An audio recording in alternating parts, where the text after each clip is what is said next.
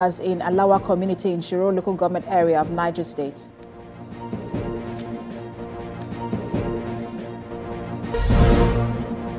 And outside Nigeria, search continues for one person still missing after luxury yacht sank in storm off coast of Sicily on Monday.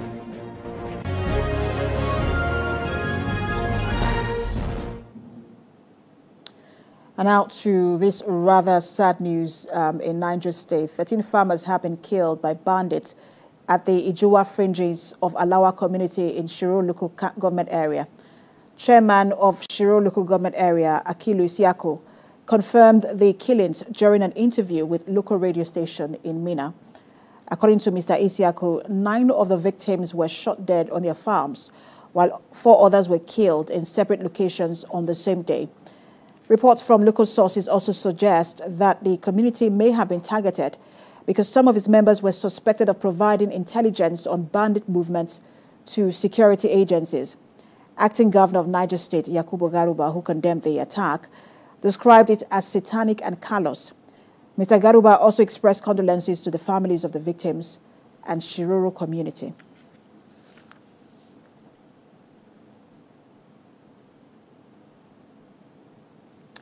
Right, let's bring in our senior reporter, Chinemi Bami, who joins me for more updates on this development. Chinemi, bring us update from that community. We understand that 13 farmers were killed. Hi, Prakash. Right now, I'm here at Shiroro Local Council, about probably 30 minutes, a 1 hour drive away from Mina, the state capital, where this unfortunate incident happened. Right. An update to that story is that some miners were part of those that were killed as well. I just finished speaking with a young man whose elder brother was killed at the mining site yesterday. Now, Shiroro Local Council is not used to banditry attacks. This place has been under heavy banditry attack in the last couple of years. And yesterday, farmers were also killed as well. Right here today, the acting governor, I beg your pardon, is here to commiserate with the people, and an event is going on with the people inside that hall right behind me, just commiserate with the people. Right now, about 8 bodies have been recovered. The search and rescue operation is still going on. Or search operations rather is still going on inside the bush to get more bodies of those that were killed. And what can you tell us about the security response during that attack and so far?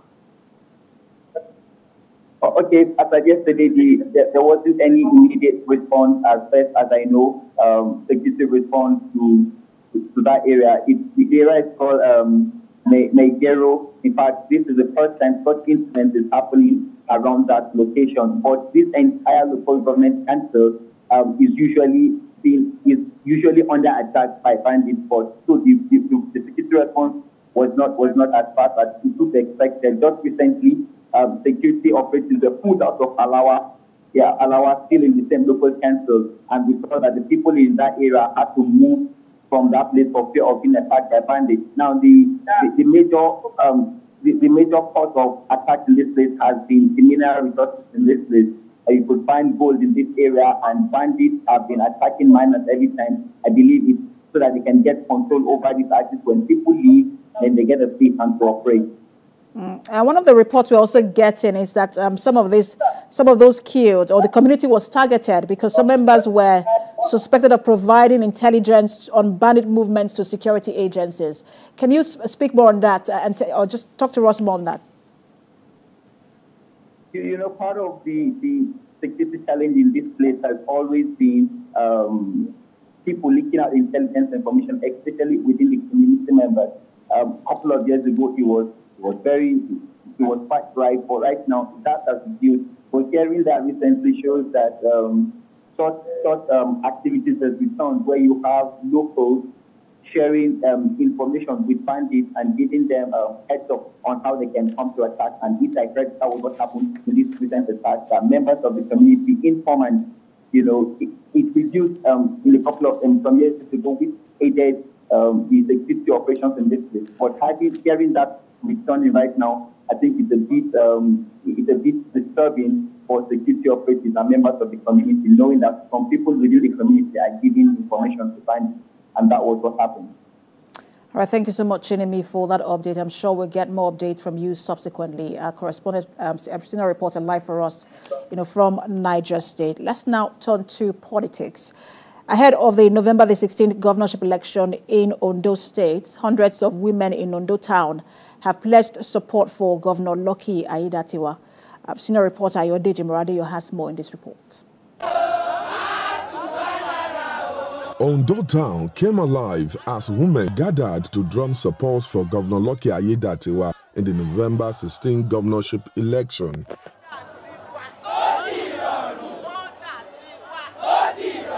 The program put together by the Office of the Special Advisor to the Governor on Women Affairs was indeed a carnival-like event as women from different wards graced the event.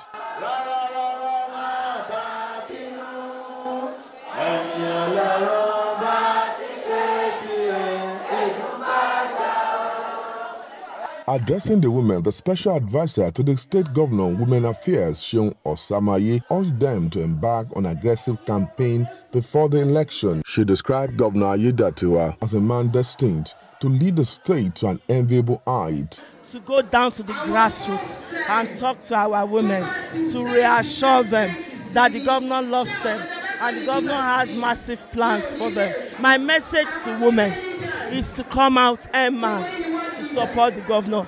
I'm glad that our women can see the light in the governor. They can see that we don't have an alternative to Governor Lucky Aiyedatiwa. A former member of the State House of Assembly, Ade Adeniyi, and other leaders urged the women to be united and remain focused in their support for the governor. Preparing very well for the November 16th election, so that our party will win massively. People will vote massively for the candidates of our party, His Excellency Lucky Aiyedatiwa. The women are always at the head of affairs there. So we are in charge. That's why women, we have so much confidence in him that he's going to win. He has no competitor as far as this November 16 is concerned, by the special grace of Almighty. This gathering is to assure and reassure the governor, our own Governor Aiyedatiwa, that our women in Ondo, majority, I can say 90% of women in Ondo are for him. And this is just to reassure him. The women were also advised to take the campaign to the grassroots. Ayodeji Muradeyo, TVC News, Ondo. In other news, the Academic Staff Union of Universities has given the federal government a 21-day ultimatum to address all outstanding issues. National President of ASU, Professor Emmanuel Osodeke, said this at a press conference in Umuahia. Unena Gabriel has details.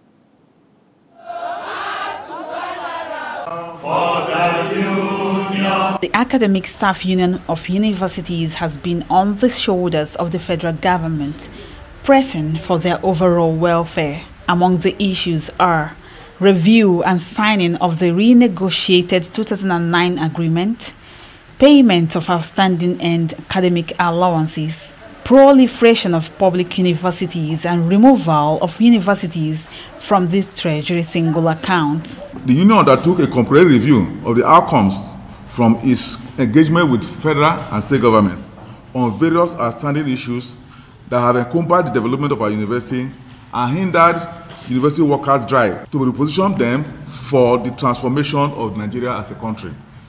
The meeting further appraised worsening living and working conditions in our universities and the nation at large. The meeting received alarming reports on the failed promises of the government in addressing the lingering issues that forced the union to embark on a nationwide strike between February and October 2022. Seasoned and experienced scholars and lecturers have continued to flee to other countries that are less endowed than Nigeria, but where their expertise is better appreciated. The federal government has not held any major meeting with the union despite the threat to embark on an industrial action. ASU-NEC, at its last meeting, resolved as follows: reject the slow pace of intervention by the Minister of Education in resolving the aforementioned issues. The union plans to reconvene at the expiration of the 21 days notice to the federal government to take appropriate decisions. Naina Gabriel, TVC News, Umudike, Abia State. The Bayelsa State government has partnered with the South Korean government to develop smart agriculture and manufacturing in the state. Governor Doye Diri also relayed plans for power generation in the state. Joseph Kunde has details. The 134 Executive Council meeting of the Bayelsa State government welcomes back the state's delegates to South Korea for the intensive workshops and training geared towards forming a partnership to boost agricultural development and increase local production and manufacturing in the state. The Bayelsa State Governor, Doye Diri, charges the high-powered delegation led by the Commissioner for Agriculture to replicate their findings in the state. The Korean system is ready to deal with Bayelsa State in agriculture. And not only in agriculture, I've also appealed to them to extend to other areas. I went around myself seeing the rice factory from end to end. At the end of the day, just as I charged our team, whatever you have seen there, whatever you have learnt there, bring it back home. We had official visiting and discussion with Kuika Training, the president of Joinbok International Cooperation Agency, because we've already established an understanding that they will share with us high-yielding rice seedlings. And they are also very ready to assist with provision of tractors. In light of the blackout orchestrated by the actions of vandals, the governor also revealed the plans of the state to stabilize electricity through local power generation in the state. I have put the Commissioner for Power and the Managing Director on Electricity, Bayelsa State Electricity Company, on their toes, working with the federal government to ensure that we will not continue to be in darkness.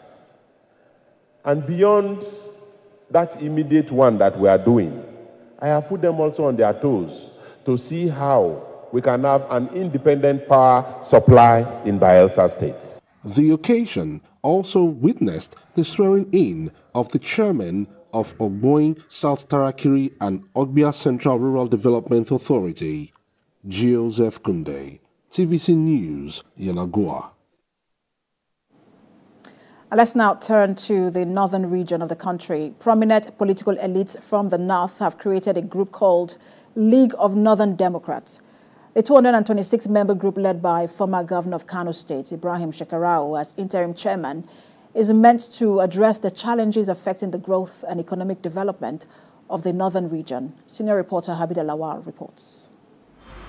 The constant struggle for greater influence, inclusion, accountability and representation in the northern Nigeria is central to understanding trends in the region's politics.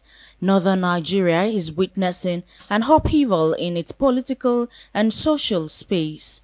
This group of northern leaders say overcoming the North's considerable problems relating to development and security are crucial to the realization of a shared and prosperous future for all of Nigeria. Northern Nigeria is having the short side of the stick in the Nigeria enterprise. Despite its large population, despite its hold on to power, despite of everything, we have a short stick of it. So the League of Northern Democrats is a faction of the elites of the North that came together as like minds to help resolve northern problems. We need to address and enlighten the people on the need for good governance. Number 3, we thought we need to enlighten the people on the growth of the economy, wealth creation. Because no matter how good a president is, or a governor is, or chairman of a local government, if you don't have a sound economic environment, there is nothing you will do today without resources. So we need to identify how do we boost the area of the economy. Number 4, we felt the issue of education is relevant. Education is the most important vehicle of change in any society. And we must sit up to ensure that the correct education, functional education, is really impacted on the generality of the people. The League of Northern Democrats said it will convene a strategic summit to restore the region to a place of pride in Nigeria's political and economic space. Habida Lawal, TVC News, Abuja. And to a bit of health, female state commissioners for health, lawmakers, and the special advisor to President Tinubu on health say they will collectively do all it takes to reduce the high burden of maternal mortality by at least 20% in the country. This and other issues formed discussions at a meeting to tackle challenges in the country. Kemi Balogun has details, and then we'll return with the business update. Nigeria's 40 million women of childbearing age suffer disproportionately high levels of health issues surrounding childbirth. It is estimated that Nigeria has approximately 58,000 maternal deaths, accounting for 19% globally. Each year, approximately 262,000 babies die at birth, the world's second highest national total. This high maternal and child mortality rate in Nigeria sticks out like a sore thumb and is one of the greatest challenges in the country's health sector. To address this, the special advisor to the President on Health has organized this casual meeting to seek collaboration and support by doing more both nationally and subnationally to find solutions to reducing the need